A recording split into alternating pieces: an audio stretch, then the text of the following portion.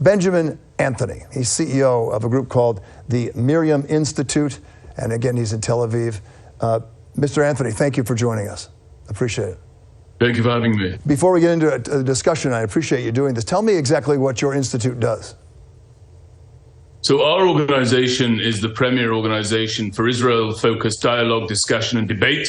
And we have the great privilege of bringing delegations that include future officers of the United States Armed Forces, including the Army, Navy, Air Force, and Marine Corps, to the death camps in Poland, followed by strategy and policy tours in the State of Israel that last for about 12 days. We do the very same for active officers of the United States Army, and we send the senior level experts from the defense establishments in Israel to provide professional strategic briefings in campuses, in communities, and up on Capitol Hill. So if I can paraphrase this, and I read your what stuff you have on the line about this and on the web. I'm trying to understand this. You do preach all this stuff, and you want to have like the evildoers be done with. So that would be people like Hamas. But it seems to me from reading your material, you're also concerned about everyday citizens because they don't want war, just like everyday people in Israel don't want war. People want peace. The majority wants peace. Is that correct?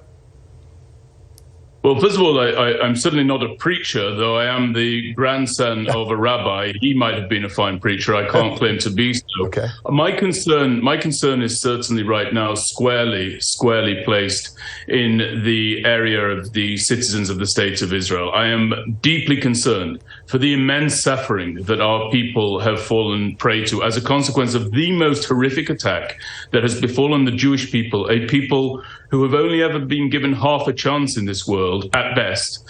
Those people witnessed more than 1,500 people killed. There are several others, many thousands, who have been injured. There are more than 200 who have been abducted into the Gaza Strip and are held hostage at this time, including the elderly, the infirm, our men, our women, our children, our infants, even unborn children. It's likely that some of the women who have been taken are pregnant at this time. And the simple fact of the matter is that a threat such as that, an atrocity such as that, has to be battled back against. It must be countered, and there is but one way to do so, and that is militarily. Right. So is it militarily against Hamas and getting rid of them? Because the number of people killed in Gaza was more than twice what's happened to the Israelis. And yes, it was the worst attack ever on Israel in that kind of situation. There's no question about it. And people are saying, let's get rid of Hamas. A lot of people are. Certainly Israel is. But what about the civilians in Gaza as well? Yes, the Israel Defense Forces has again showed tremendous restraint, actually, contrary to what many people are trying to suggest. The reality of the matter is that there is now a hanging of fire until such time as the residents of the Gaza Strip are able to move from northern Gaza, specifically Gaza City and north, where the Israel Defense Forces is likely to operate very intensively in the event of a ground incursion. It's not yet been launched, but it seems likely that it will be launched in the near future, in the coming hours or days.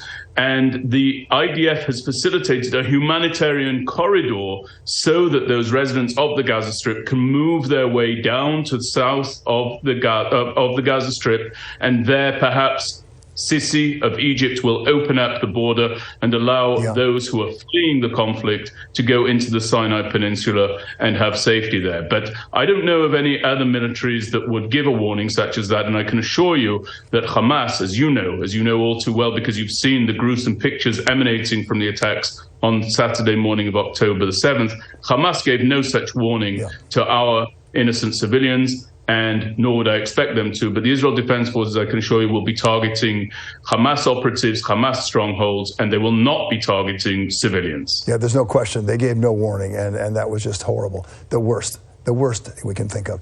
Very quickly, let's just say that they move south, and Israel has stopped its strategy to go in to Gaza until people get out of there. What happens then? What's the prospects for peace? Is there a peace? Let's just say you eliminate Hamas. Is there a strategy going forward for peace? I don't think that there's a strategy for peace that aligns with what's called the two-state solution. I'm speaking here as an individual. I want to make that clear, not on behalf of any official in the Israeli government. I think that this attack has brought about the death knell for the two-state solution. I think that if there is going to be an end to conflict, I think peace is a very lofty aim. I wouldn't like to see anybody add that as a standard that we must reach. There are many countries who know quiet in their borders but do not know peace, for example. So what I believe can happen is once Hamas is toppled, destroyed, and eliminated, only under those conditions, if you see the movement of the Gazans down south as a consequence of Israel granting them the opportunity to flee the incursion that is going to take place, and if Sisi opens the gates and allows them to cross into the Sinai Peninsula, one might be able to see the establishment of a state for the Palestinian Arabs in the Sinai Peninsula, abutting the Gaza Strip. It's a possibility, but it will not happen without the utter demilitarization and toppling of Hamas. That must come first. We are right to pursue that aim, and there is a real appetite here in the State of Israel to bring about an end to this evil, wicked regime. Benjamin Anthony, making his case, CEO of the MirYam Institute. We thank you for joining us. Lots of people, you know, are still hoping for a two-state solution, but that's up for debate. Appreciate you taking time, sir. Thank you. Thank you for your time. And as we continue with Eyewitness News Extra Time, we're going to dive deeper into the simmering conflict in the